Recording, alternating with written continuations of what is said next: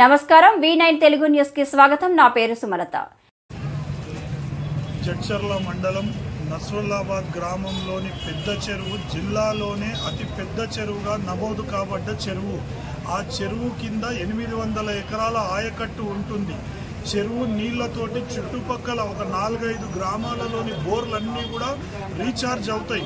మరి ఈ రోజు ఆ చెరువులో చేపలు తొందరగా పట్టాలి, చెరువును ఖాళీ చేస్తేనే చేపలు పట్టొచ్చు అనే దురుద్దేశంతో దొంగతనంగా రాత్రిపూట వెళ్ళి ఆ చెరువు తూములు తెరిచి చెరువు నీళ్లు మొత్తం కాలువల పడే విధంగా ఒక నెల నుంచి ప్రయత్నం చేస్తున్న వారిపైన కఠినమైన చర్యలు తీసుకోవాలి।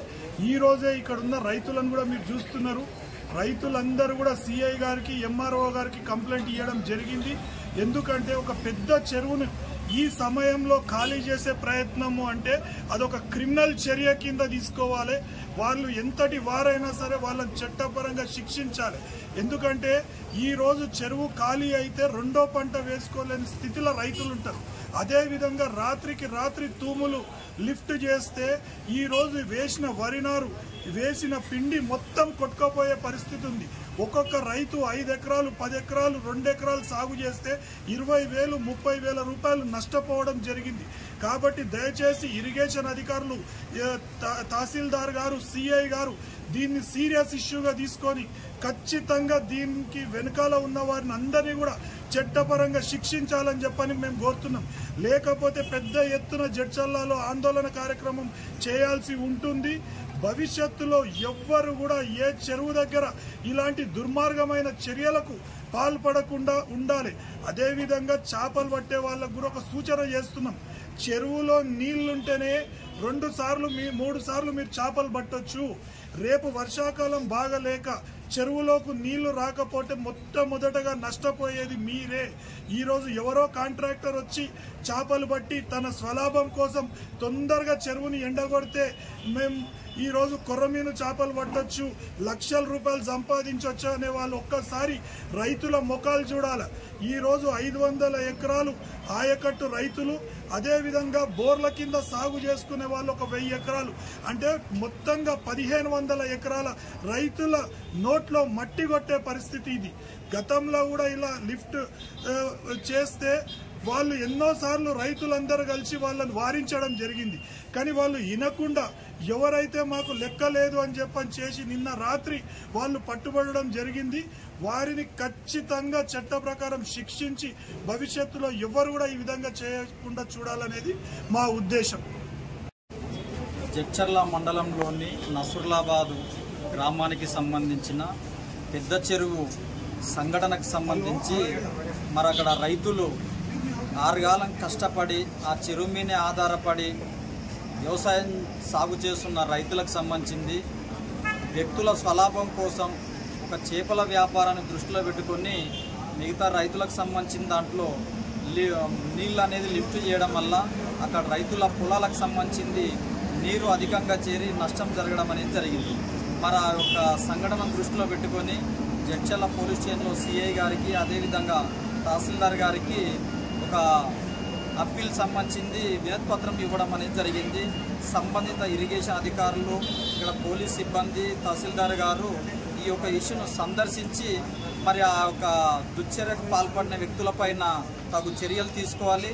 అదేవిధంగా నస్రుల్లాబాద్ ఆ పెద్ద చెరువు సంబంధించింది చుట్టుపక్కల ఉండే గ్రామాలు చెర్లపల్లి, నాగసాల, ఇతర గ్రామాలకు సంబంధించింది కూడా వాటర్ సంబంధించింది అనేది స్టోరేజ్ ఉండడం వల్ల మిగతా వ్యవసాయ బోర్లు అటువంటిది కూడా మనకు నీళ్లు స్టోరేజ్ కాడే అవకాశం ఉంటుంది। మరి ఈ రకంగా అనేది నీళ్లు అనేది బయటికి అనేది వెళ్ళగొట్టడం వల్ల బోర్లు ఎండిపోయి అక్కడ రైతులకు నష్టం జరిగే అవకాశం ఉంది।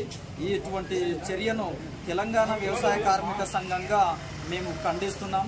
జగన్ నా పేరు, తెలంగాణ వ్యవసాయ కార్మిక సంఘం జిల్లా అధ్యక్షులు జడ్చర్ల। మరి ఈ సంఘటన పైన సంబంధ అధికారులు తగు చర్యలు తీసుకోకుండా ఎడల మేము కూడా తెలంగాణ వ్యవసాయ కార్మిక సంఘం తరఫున రైతుల పక్షాన చేసే ఆందోళన కార్యక్రమంలో మేము కూడా భాగస్వామ్యం తెలుపుతామని చెప్పి కోరుచున్నాం। నసల్వాద్ చెల్లరా తూములు తెరిస్తే పోలీస్ స్టేషన్ కాడికి పోయినాము। ఎంఆర్ఓ దగ్గర మంచి చెప్పారు, ఎవరు పోలీస్ స్టేషన్ ఎంఆర్ఓ దగ్గర పోతే నేను ఇప్పుడు ఎంఆర్ఓ గిరిజవాడిని పంపిస్తున్నా అని సార్ చెప్పాడు। మేము మళ్ళీ రిటర్న్ కిందికి వచ్చాము. మాకు నేను చూసిన సార్ దాన్ని తూము తీయంగా వాడు దాన్ని గ్రీస్ పెట్టి తూము తీసిన గ్రీస్ మధ్యాహ్నం 1:12 అయింటుంది. వాడు ఆడ ఉన్నాడు తూము మీద ఉంటే దానికి ఎందుకు రా అంటే వాడు ఏమనుకున్నా లేచిపోయాడు. లేచిపోయినప్పుడు ఇంకా ఎలా ఊపుకున్నాడు కదా సార్ మళ్ళీ నాడు తూము తీసిండు. మొత్తంలో మాకు నష్టపరిహారం ఆయన జరుగుతుంది. వ్యవసాయం చేసుకుంటాం సార్. ఇక్కడ భీమయ్య నా పేరు. చెరువు మేము కవులు పట్టుకొని మేము పొలం చేస్తుంటాము. వాళ్ళు దొంగతనంగా నైట్ వస్తారు. 4 సార్లు వచ్చారు, పీకిరు, పోయిండ్రు. మేము అట్లా కూడా దొరకలేదు. వాళ్ళు నాదులు ఖచ్చితంగా పట్టుకున్నాము. పట్టుకున్నాక వాడిని మాట్లాడినాక చేసినాక వాడు ఇంకా లాస్ట్కు నేనే తీసినా, నేను తీయలేదు అది అని ఏదో మాట్లాడిండు. మా వాళ్ళు జర బెదిరించే వరకాలు అప్పుడు నేనే తీసినా అని చెప్పిండు. ఇట్లా తీసి ఇట్లా మాకు నష్టపరిహారం జరిగింది, మాకు కట్టేయాలని చెప్పి మేము ఆడ చెప్తే ఊళ్ళో కాదు ఈ కథ అని పోలీస్ స్టాంప్ పోయింది సార్. పోలీస్ స్టేషన్కి పోయినాం. పోలీస్ స్టేషన్కి పోయి సేఫ్ మాట్లాడితే ఏం మాట్లాడుతూ పంపించిండు. వీడికి వస్తే కంప్లైంట్ ఇచ్చినాం. కంప్లైంట్ ఇస్తే సార్ ఏమంటున్నాం అంటే సారు నేను వీళ్ళని పంపిస్తా అని చెప్పేస్తున్నాం. మా ఇదవారిని పంపిస్తా, వాళ్ళు ఒకసారి చూసుకుంటారు అది అని చెప్తుంది సార్. అంట మాది మొత్తం ఇప్పుడు 1800 పిండి సంచి అయింది. 1800 8 సంచులు మొత్తం అల్లిళ్ళు వచ్చి పైనుంచి వాళ్ళ చేనుకి వచ్చి నాది మొత్తం కొట్టుకపోయింది. పిండి పోయింది. అది నాటుకున్నది పోతే మళ్ళీ నిన్న నాటిపించిన మళ్ళీ కూడా 8-15 రోజుల సంధి నడుస్తుంది.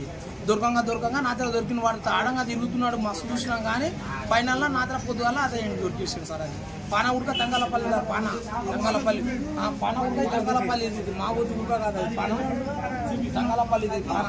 అక్కడ నుంచే తీసుకొచ్చి వాడు తిప్పి వాడి దాని పక్క లేచి ఇంకో తూము తీయనీకి పోయినరు. మా చిన్నపిల్లలు వాళ్ళకి భయపడుకొని వచ్చి అక్కడ పోలేదు. లేకుంటే నైట్ మాకు ఫోన్ చేసినట్టే మేమే పోతుంటాం. అట్లా చేసి సార్. అందుకనే మాకు న్యాయం జరగాలని ఇప్పుడు కవులు కట్టుకొని చేస్తున్నాం. మేము మాకు న్యాయం ఉండాలని మేము చెప్తున్నాం సార్. మరిన్ని తాజా వార్తల విశేషాల కోసం మా ఛానల్ని సబ్స్క్రైబ్ చేసుకోండి. ధన్యవాదములు.